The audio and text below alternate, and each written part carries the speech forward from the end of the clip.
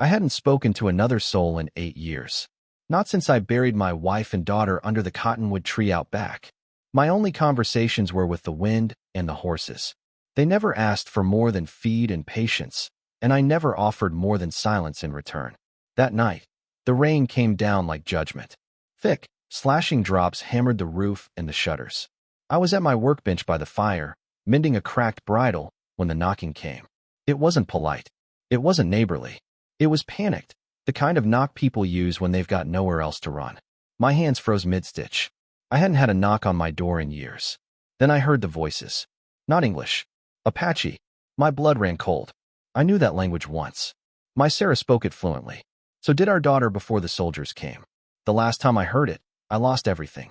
My hand drifted toward the rifle above the fireplace. Reflex. Instinct. Muscle memory. But something made me stop.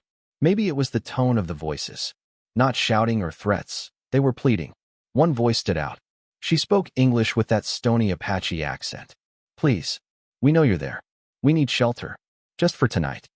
I stepped slowly to the door, pressed my palm against the old oak, and felt the desperation in her voice vibrate through it.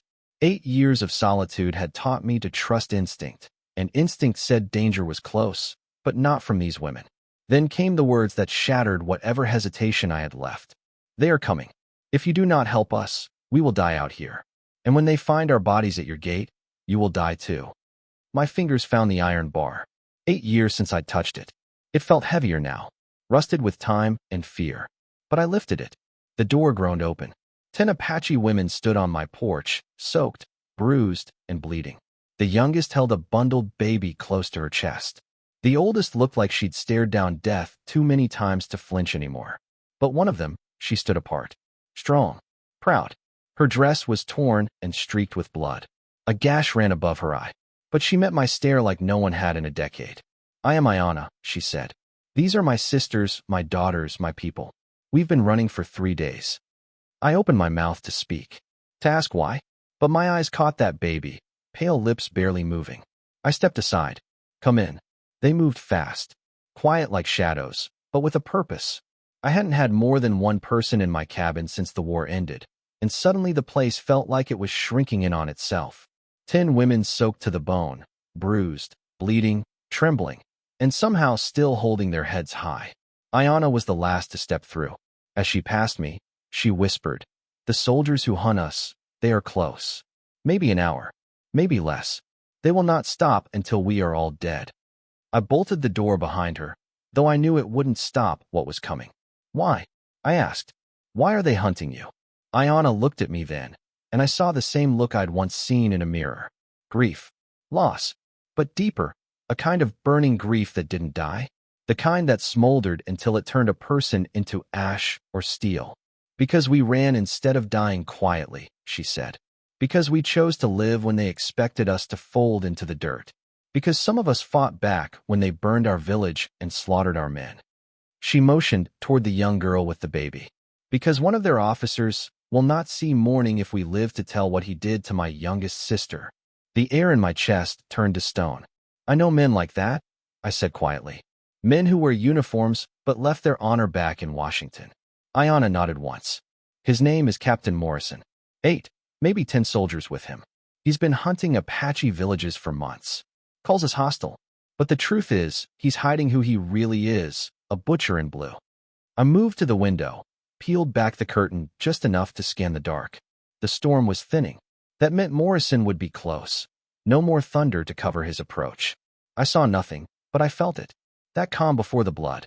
There's a cellar under the kitchen, I said. Stone walls, hidden entrance. It might hold you all, but it's tight. She shook her head. If they find us, you die too. And we will not make you an enemy of your people. I almost laughed. Lady, I said, I became their enemy the day I lived through what they did to my family. I turned back toward the fire.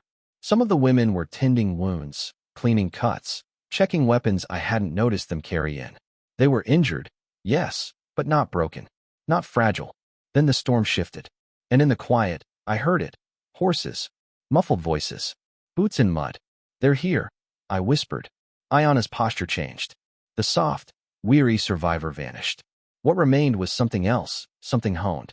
Her hand slid inside her dress and came back with a knife that gleamed in the firelight. The others moved too. One woman lifted a hidden rifle. Another, a tomahawk. "You're not helpless," I said. Ayana's eyes found mine. "We never were. But sometimes, it is useful to let men believe we are."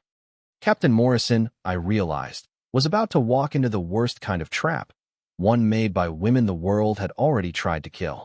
Outside, the storm had softened into drizzle, and through it came the steady squelch of hooves and mud. Voices low and confident. They thought they had us cornered.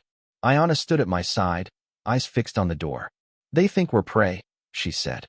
"Captain Morrison believes he's hunting frightened women who will beg for mercy." I loaded a round into my Winchester. "Then let's remind him what it feels like to be wrong."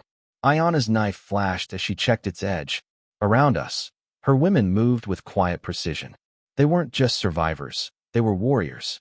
Women who'd lost homes, husbands, children, and decided if they couldn't have peace, they'd take justice. I pointed toward the cellar. "If it gets bad, you can still." She cut me off with a shake of her head. "We hide, they find us. We run, they chase us. But if we fight and win here, tonight, the hunting stops." There was something about her voice that stilled the room. The others gathered close, each woman finding her place like she'd trained for it. They had. This wasn't desperation. This was strategy.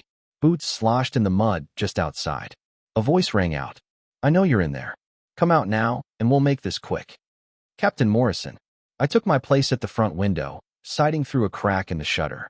I counted 6 men in my field of view, likely more on the flanks. They were spreading out, forming a perimeter. Standard army tactics. But they were playing by rules that didn't apply here. Ayana moved beside me like a whisper. "That one near the barn," she said. "Sergeant Blake. He was there when they murdered my husband." Her voice was flat, controlled. She pointed again. "That one by the well. Corporal Hayes. He held my sister down while Morrison." She didn't finish. She didn't need to. My hands tightened on the rifle stock. I felt something I hadn't felt in a long time. Not rage, but purpose. Cold, focused, merciless. Ayana handed me something. A small, polished mirror. "When you see the signal, take Morrison." "What signal?" But before she could answer, another voice, younger, broke the air. "Captain, maybe we should just search the place and move on. Could be just a rancher riding out the storm." Morrison barked a laugh. "Private Wilson, those tracks lead right to this door. 10 bleeding women don't vanish into thin air. They're in there, and anyone helping them dies with them. We do this by the book." My book. Then came the sound I'd been waiting for, safeties clicking off. Rifles readying. Ayana slipped into the shadows with 3 women behind her. The rest took positions at the rear. Each one silent. Focused. They weren't cowering. They were waiting. The iron calm before the kill. I tightened my grip on the Winchester. Outside, Morrison was approaching the door. He had no idea what waited inside, and he wouldn't get a second chance to learn. The front door exploded inward. Morrison kicked it open like he owned the world, rifle raised, eyes sharp with arrogant certainty. He stepped into the firelight, expecting screams, pleading, maybe a single shot from a panicked rancher too long out of practice. What he found instead was the barrel of my Winchester inches from his chest. His face twisted, caught mid-thought between confusion and anger. "You?" That hesitation was all Ayana needed.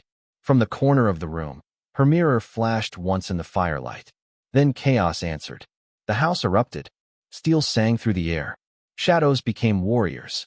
2 of the women lunged from behind overturned furniture. Another came from the loft, silent as night, dropping on a soldier entering through the side window. Blades found soft places beneath hard uniforms. Grunts of pain, gurgles choked by blood. Morrison's men never even had time to scream. Morrison turned, too late. Ayana was already behind him, her knife sliding into his ribs with terrifying grace. "This is for my sister," she whispered, voice low in his ear. He dropped his rifle, knees buckling. Ayana didn't stop. She turned him, forced him to face her. "And this," she said, eyes burning, "is for every woman you thought couldn't fight back." Then she pushed the blade deeper. Morrison crumpled like a puppet with cut strings, landing in the mud just outside my door. The same door he'd burst through expecting triumph. But before we could breathe, we heard it. More horses, more voices, dozens. Torchlight flickered in the distance like fireflies, but each one carried death. Iona's face paled. He didn't come alone. Morrison was just the first wave, I said. The women reappeared from the shadows, weapons bloodied. All accounted for. Shaken but alive. Except for two. One lay near the hearth, blood leaking from a neck wound. Another slumped against the wall, not breathing. Victory had lasted less than a minute. Outside, a new voice boomed over the storm. This is Colonel Bradley, United States Army. You are surrounded by a full company. Surrender now, and we will show mercy. Mercy. That word stung worse than the threat. Iona's jaw clenched. He brought an entire company to finish what Morrison started. I moved to the back room. Threw open a cabinet I hadn't touched in 8 years. Wrapped in oilcloth, just like I left them, sticks of dynamite. Long fuses. My tools from before the ranch, when I'd worked laying track across mountains. And when the war came, tearing them up again. My land sits on a hill, I said. Built a dam to manage spring floods. You blow that dam in weather like this. Iona nodded, understanding dawning. It fills the valley. 20 feet of water. Drowns everything between here and the treeline. It's a floodplain. I knew it might come to this someday. She looked at me hard. You'll lose everything. I looked around the cabin. The scars on the floor. The rifle over the mantel. The fire that once kept only ghosts company. Home, I said, isn't walls. It's what you're willing to die for. Outside, I heard the torches moving closer. Orders barked. Positions taken. Bradley was tightening the noose. I picked up the first bundle of dynamite. Tonight, we decide who gets to breathe come morning. I just slung the dynamite over my shoulder when it happened. A sound that didn't belong. High-pitched, weak, cutting through the storm like a knife to the gut. A baby's cry. Not from inside the cabin. From outside. Downhill. Iona froze mid-step, her hand still gripping her blade. Her face went tight. It could be a trick, she said. Soldiers have used worse. But I knew. That cry, that raw, panicked sound, wasn't faked. I'd heard it too many times, once from my own daughter on the morning she died. That's real, I said, setting the dynamite back down. If we blow that dam, we drown them all, Iona warned. Including whoever brought that child. And if we don't, we die. Then we die, one of the women hissed, stepping forward. My daughter is in this house. Her life matters too. She wasn't wrong. But some things once done couldn't be undone. I could feel the line under my boots, that old, thin line between man and monster. One blast could win the night, and make me someone I couldn't look at in the mirror come dawn. I stepped back from the dynamite. There's another way, I said. Harder, but nobody innocent dies. Iona's eyes narrowed. Tell me. We make them think we're trapped. Desperate. Like Morrison did. They'll send half their men to take us down up close. The rest stay back with the horses, holding the perimeter, and whoever brought that baby. Divide and conquer, she murmured. But not head on, I said, already moving to a second cabinet. This one was older, more hidden. Inside was the ugly gear, the kind you hide from polite company. Caltraps to lame horses. Tripwires that'd snap a neck in the dark. Bear traps that hadn't seen a bear in years, but had taken a man's leg once during the war. 8 years ago, I turned this place into a coffin with a lock on the inside. Tonight, we're using it to bury someone else. Outside, the storm had thinned to drizzle. I could hear their movements, boots crunching, voices moving with practiced rhythm. Bradley's men were trained, but they were blind in this darkness, and worse, they didn't know this land. We split, I told Iona. You and 4 women hold the front. Make noise, shoot, scream, throw furniture, make it loud. Convince them we're pinned down. And the rest. We slip out the back.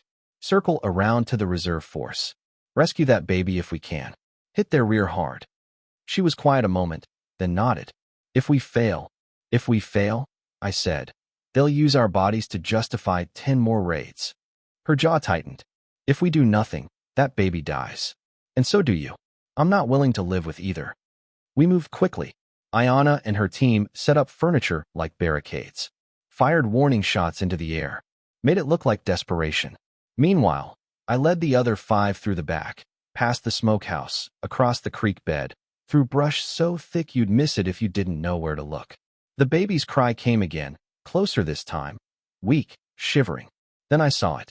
A wagon, half covered in canvas, with a woman hunched beside it, trying to quiet the child in her arms. Not a soldier's wife. A camp follower. Maybe a laundress. Maybe a cook. Too young. Too thin. Too terrified. I motioned for the others to hold back, and I walked into the open. The closest guard spotted me, rifle halfway up before I shouted, "Easy, soldier." Morrison sent me to secure the civilians. He hesitated, just long enough.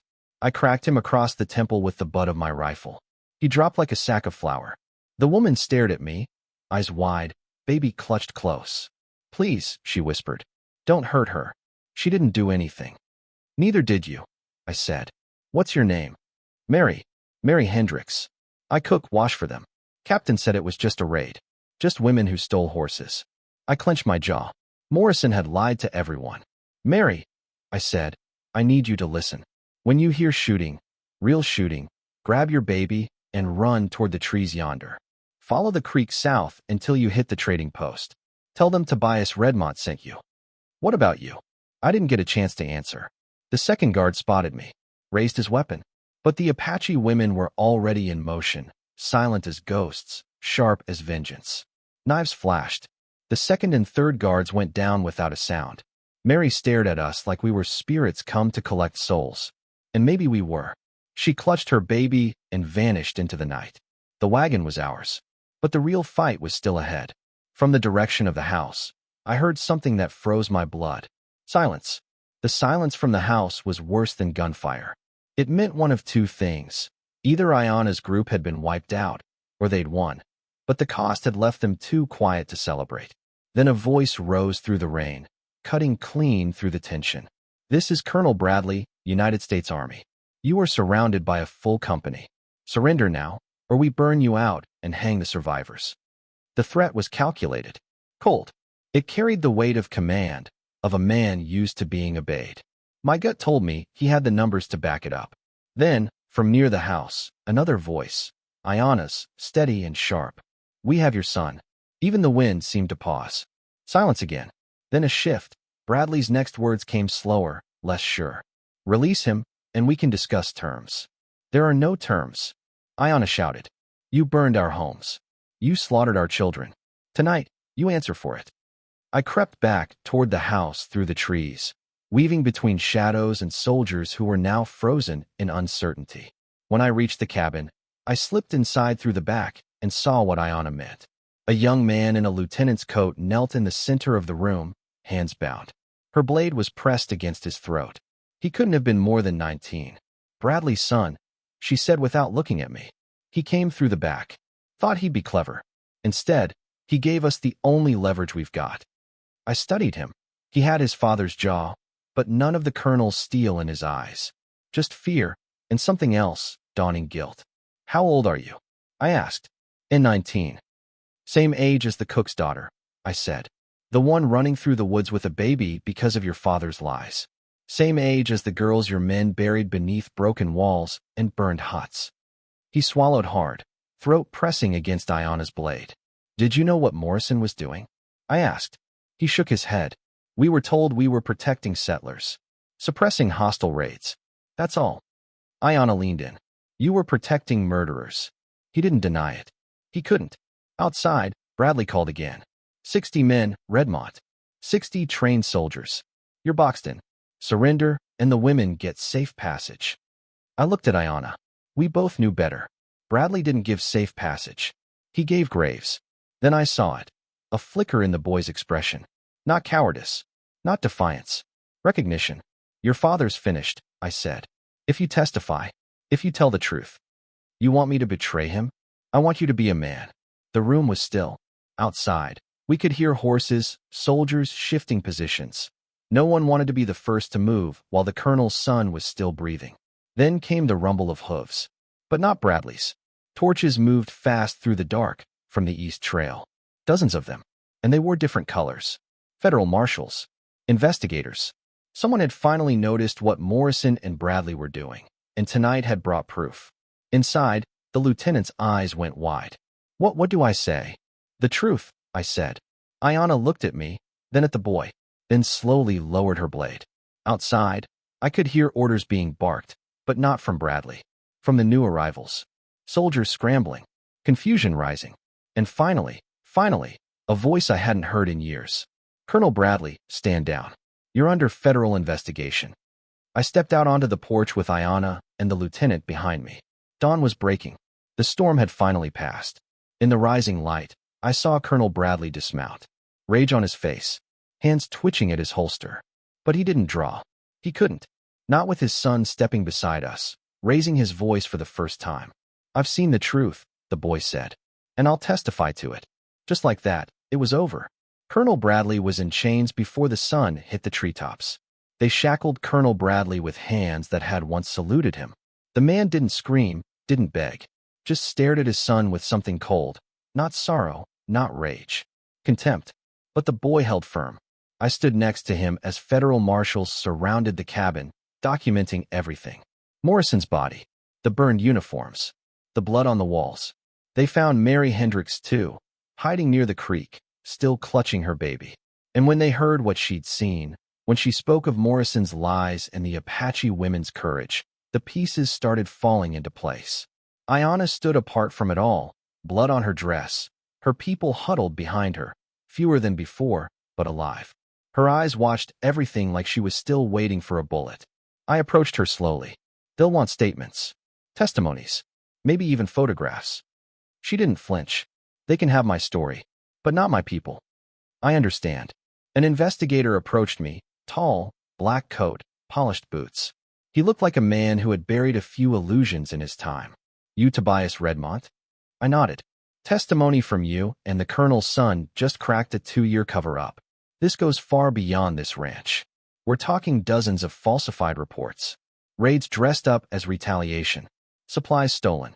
Entire villages erased." I glanced at the women behind him. They were never the threat. "No," he said, "but they were easy to blame." The sun crested the horizon, casting gold over the cabin that no longer felt like mine.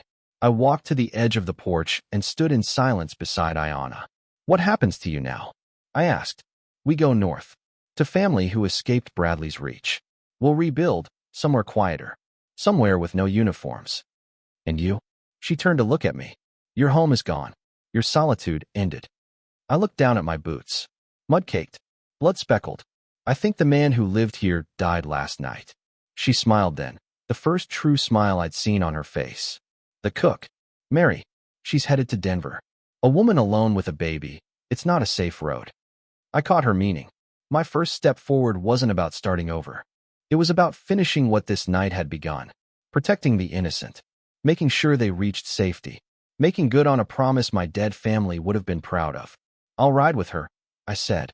Ayanna nodded. "You'll be doing more than that. You'll be choosing life again." I didn't say anything, just looked out toward the road ahead. A road that no longer scared me. Behind us, the investigators finished their grim work. Bodies loaded onto wagons. Weapons tagged. Evidence logged. Colonel Bradley was led away under armed escort. His son walked behind, head high. Not proud, but resolved. The truth would come out. And with it, maybe something better. Justice at last. We said no goodbyes. None were needed. Ayanna and her people rode north. Mary rode west, and I went with her. The wind picked up as we left the ranch behind. The gate creaked on its hinges one final time, and I didn't look back. We traveled slow for the baby's sake.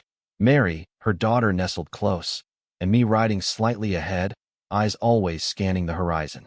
The land felt different now, lighter somehow, like the weight I'd carried for 8 years had finally shifted. She didn't speak much, just held that little girl like the world might snatch her away if she blinked. Every now and then, I'd catch her looking at me, cautious, curious, maybe wondering what kind of man volunteers to escort a stranger through bandit country. But I think she understood. There wasn't anything left for me at that ranch. Not really. Just ghosts, blood in the floorboards, and the memory of a night that had split my life in two. The third day, we crossed a ridge and saw the trading post in the valley below, a modest cluster of cabins and smoke rising from stone chimneys. Mary let out a sound I hadn't heard from her yet. A kind of shaky relief, like she'd been holding her breath since the night Morrison died. She turned to me, eyes shining. "This is far enough. I can make it from here." "You sure?" I asked. She nodded. "They'll know me. My uncle runs the smithy. I'll be safe now." The baby blinked up at me. Tiny, fragile, but alive. I looked back at the trail, empty, quiet. No riders, no torches, no soldiers, and I felt something strange. Peace. I never thanked you, Mary said softly. You don't have to. She hesitated. Will you be all right? I didn't have an answer, but I said, I think I might finally start trying to be. She offered me her hand. I took it.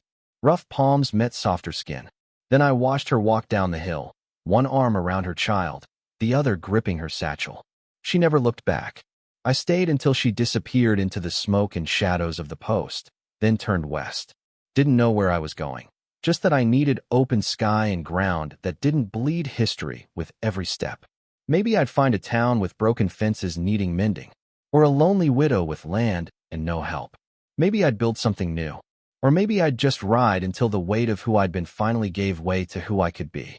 But I knew this. I wasn't a ghost anymore. The man who'd locked himself away after his family died. He was gone, buried under 8 years of silence and one long, storm-slick night when 10 Apache women reminded him what it meant to fight again. Years later, travelers spoke of it like legend, a rancher who stood with native women against an army and lived to tell it. But those of us who were there, we knew better. It wasn't about vengeance, or even justice. It was about the hardest choice any man faces, to stay safe or stay human. And that night, for the first time in a long time, I chose right.